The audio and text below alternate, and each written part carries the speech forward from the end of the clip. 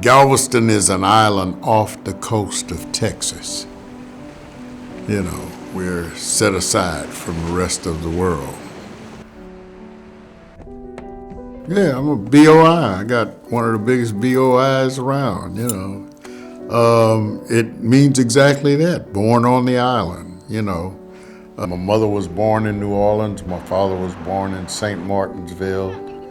They moved to Galveston in 1937 because African Americans could make a better living because of the wharf. The wharf paid more than the average job that African Americans could get in 1937, and my father began to work as a longshoreman. I was 6 years old when we lived here, and it was public housing. We lived in a unit right up in this area right here. Totally different than what these are. They were flat, one level, but you had an upstairs. They were flat, but it wasn't built nowhere like this. Never thought that I would see public housing like this. Galveston, it is wonderful. It's crazy at times, but it's just wonderful. I love being around Galveston. I love Galvestonians. The people in Galveston are wonderful. We have all types of ethnicities here. White, black, Mexican, you name it. It's all here in Galveston. My very first drag show was here. That was over 20-some years ago. And one of the queens, one of the drag queens, her name was Miss, she goes by Stickpin, but she had did a song called Clean Up Woman. And she said, hey girl, I need somebody to back me up. So I came out in a long robe.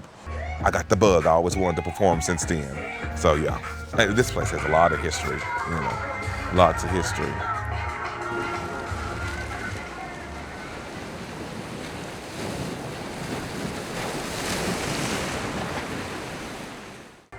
The eye of Hurricane Ike is moving toward major population areas along the Gulf Coast. Officials describe Lake today as potentially catastrophic. I think people need to understand what we're talking about here. This isn't rising water. This is a tsunami. Take a look at the Gulf. It is already overtopping this 17-foot seawall, and it's only going to get worse in the hours to come. More than 1 million people have evacuated in preparation for the worst storm to target Texas in 50 years. My partner and I, we stayed during Ike. We had an option of leaving, but we didn't want to go to nobody else's house. My wife and I decided, okay, we'll go to Houston. We'll go to her mother's. These are very close to hurricane force winds right now, and they're only going to get stronger and much more dangerous, Ann. Yeah, I haven't been to this place since Ike hit, so it brings back a lot of memories, you know. Like I said earlier, it's kind of like an eerie feeling because we wrote it out in this place, and it's good to see that they're remodeling it because it's been up since the 60s. It stood Hurricane Carla. So Hurricane Carla, Hurricane Alicia, and all the other hurricanes after that.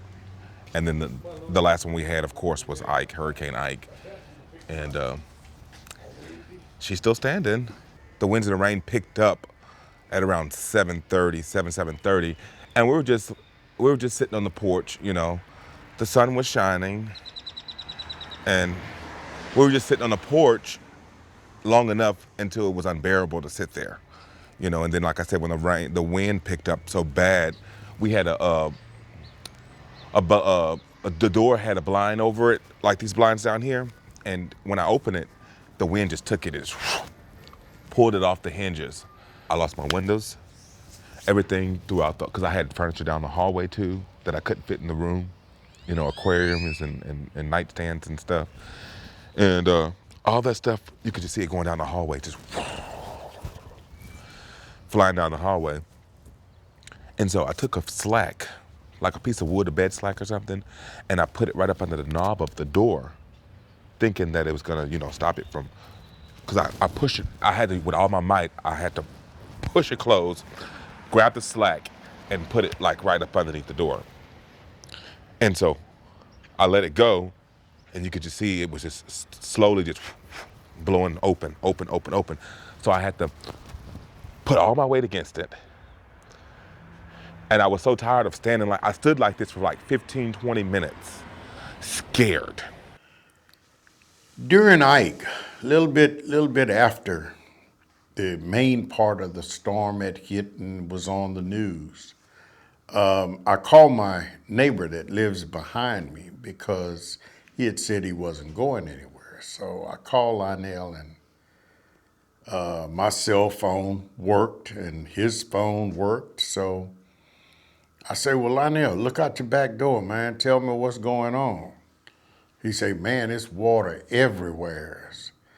So he went to his back door and he looked out. He said, the hood of your truck is underwater. I said, what?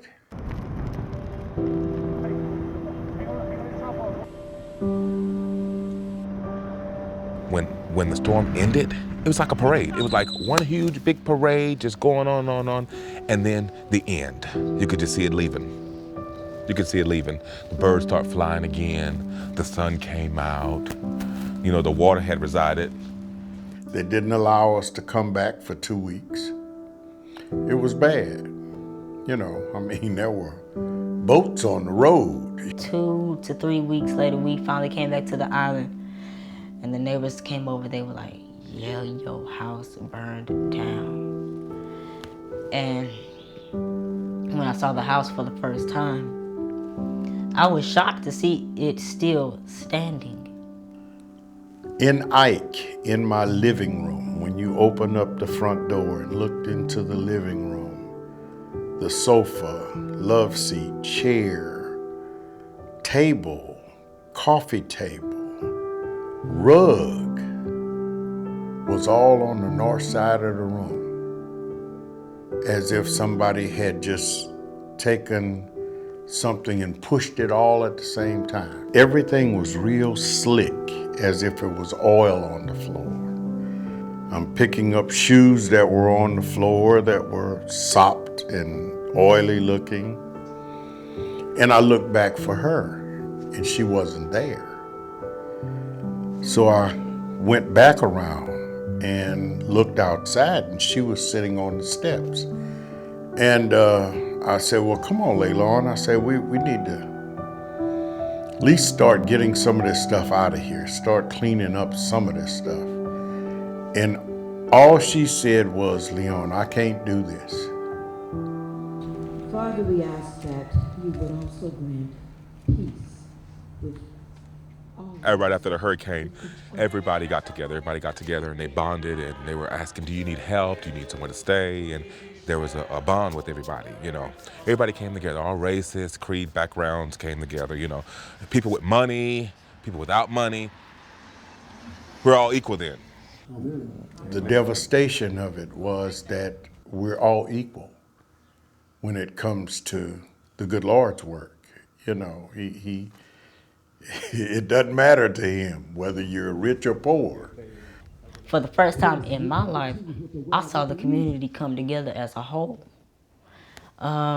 We had to go to food trucks, the hospitals were closed, and everything was just shut down. But during that time, the community, we all came together to support one another, to just lift each other up during that time. A new United Nations report warns the impacts of climate change are increasing and inevitable. Now, after Ike had passed, you know, my thoughts of climate change, I'm more thoughtful of it now. I pay more attention to it now, you know. Climate change is gonna have to take everybody to fix it, you know. And I honestly believe people are talking more about it than doing things about it. It's kind of like they're sitting around waiting if it's really gonna happen.